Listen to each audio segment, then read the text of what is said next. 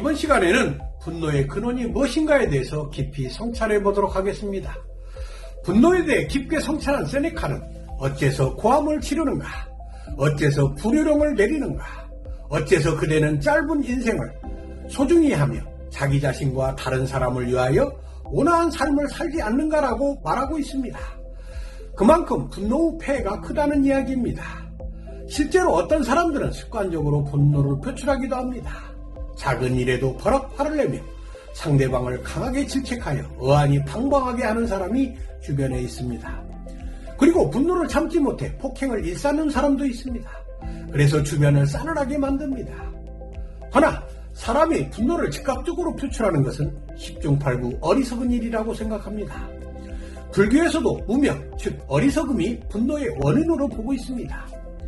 분노는 거의 세상의 이치를 모르고 자기 입장에서 자신의 뜻대로 되지 않을 때 표출하는 것으로 마음이 좁은 사람들이 걸핏하면 표출하는 불합리한 태도입니다. 한번 표출된 분노는 뒤끝이 깨끗할 리 없고 언제나 뒤탈이 나기 마련입니다. 그래서 불교에서는 분노를 악의 근원 중 하나로 보고 있습니다. 지금 미국에서 일어나고 있는 분노 범죄를 보시면 물불 안 가리고 분노가 얼마나 위험한 것인가를 금방 알 수 있습니다.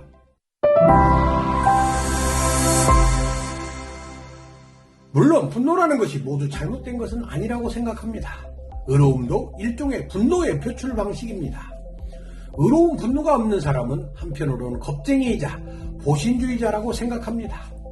그래서 잘못된 것을 보고 화낼 줄 아는 것, 이것을 유학에서는 수호지심이라고 하는데 이런 마음이 있어야 우리는 정의를 실현할 수 있습니다. 그래서 세네카는 분노에 대해 무조건 나쁘다고 말하기보다는 분노는 부정에 대해서 복수하고자 하는 것의 욕망이라고 긍정적으로 말하기도 하였습니다. 이런 의로운 분노가 있어야 합니다. 그래야 사회가 반듯하게 됩니다. 문제는 자기 생각이 빗나갔다고 걸핏하면 화를 내는 것입니다. 한번 생각해 보십시오. 돌구리에 넘어졌다고 하여 홧김에 돌을 발길로 찬다면 어떻게 되겠습니까? 식사가 조금 늦게 나왔다고 하여 밥상머리를 엎어버린다면 어떻게 되겠습니까? 즉각적인 분노는 반작용 법칙에 따라 비수가 되어 언제든 자신의 심장에 꽂힐 수 있습니다.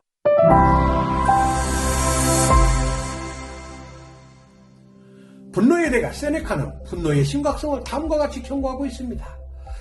분노 이상으로 증오하는 것이 어디 있겠는가? 분노는 파멸을 위해서 생겼고 모두가 떠나가기를 바란다. 분노는 가해를 바라고 사랑하는 사람까지도 괴롭힌다. 분노는 모두를 위험 속으로 끌어들인다. 세네카는 대개의 군주는 분노를 마치 왕의 징표처럼 썼다고 말하면서 부유하거나 잘 나간다고 생각하는 사람들이 자만심 때문에 화를 버럭 내는 습관이 있다고 합니다. 직장에서 버럭상사도 크게 다르지 않다고 생각합니다. 쥐가 높을수록 우쭐하여 세상이 자기 생각대로 움직여야 한다고 생각합니다. 특히 부하 직원들은 말할 것이 없는 것이죠.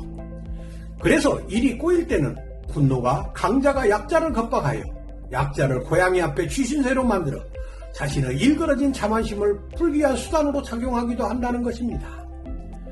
잘 나갈 때는 분수를 모르는 자만심이 바로 분노의 근원인 셈입니다. 그래서 잘 나갈 때 가장 위험하다는 말은 이 때문입니다.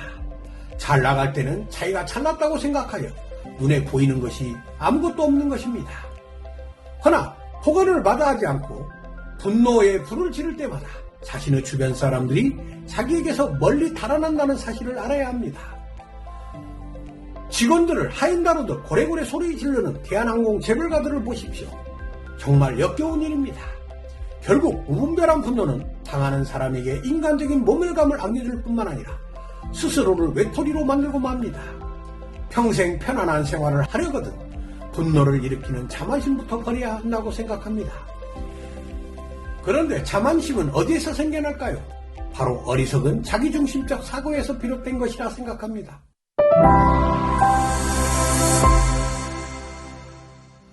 베이컨은 분노 원인을 다음과 같이 나누고 있습니다. 분노의 원인과 동기는 대체로 세 가지다. 첫째는 자신에게 해를 가져왔다는 위해에 대해 너무 지나치게 민감한 것이다.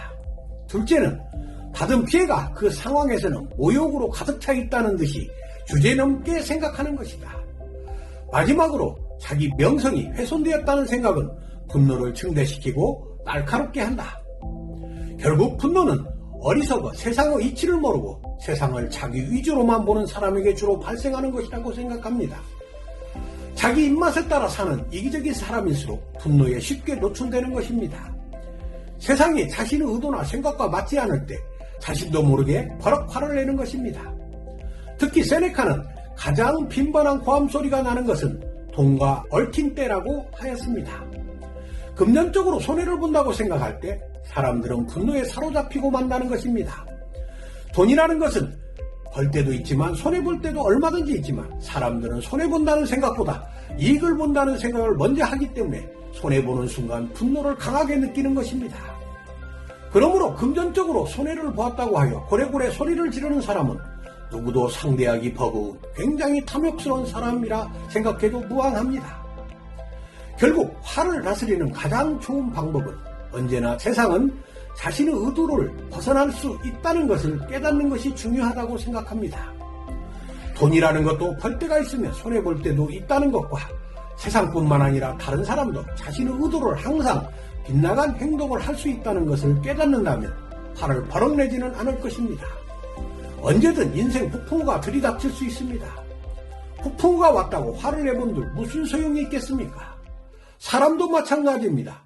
부부간 싸움의 근원도 항상 상대가 자신의 의도대로 행동할 것이라는 기대심리 때문에 빈번히 발생한다고 생각합니다. 허나 어찌 부부라 해도 로봇이 아닌 이상 상대의 의도에 따라 행동할 수 있겠습니까?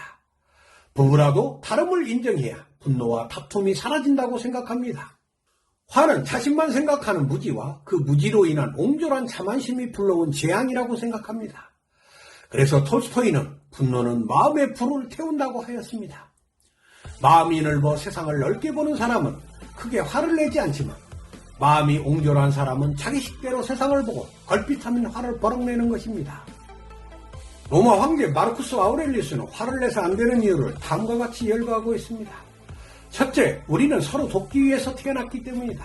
둘째, 그 사람이 왜 그런 생각을 하게 되었는지를 먼저 알아보고 그 사람이 옳다면 화를 내서는 안 되기 때문이다. 셋째, 타인과 마찬가지로 자신도 실수를 하기 때문이다. 넷째, 몹시 화를 내는 것은 많은 고통을 줄 뿐만 아니라 생명을 단축시키기 때문이다.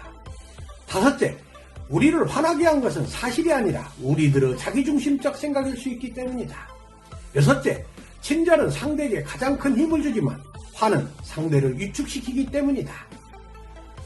그리고 어쩔 수 없이 분노를 표출할 때는 그 파장이 어디까지 미칠지 그리고 분노를 표출할 적절한 시기가 언제인지를 항상 판단해야 한다고 생각합니다.